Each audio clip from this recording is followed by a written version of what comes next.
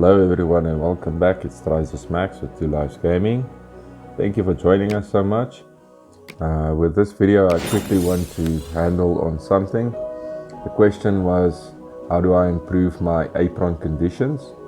Well, in Airport Simulator Tycoon I'm going to break it down for you in 2 different things. One is by fixing it. So in the right hand corner here with the little tower there, we're going to open that. Then you can see there's a tab. That tab says Airport. You're going to open Airport. Once you're in here, this is going to give you the layers of Maximus International Airport or your airport's name. And then at the bottom here, you can see Repair All. If something is broken, you can turn it on.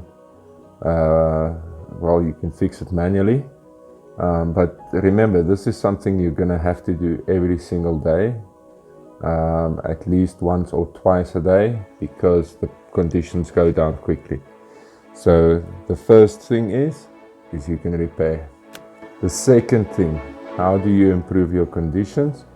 Not only of your runway, your taxiway, your ramps, but to improve that you can upgrade.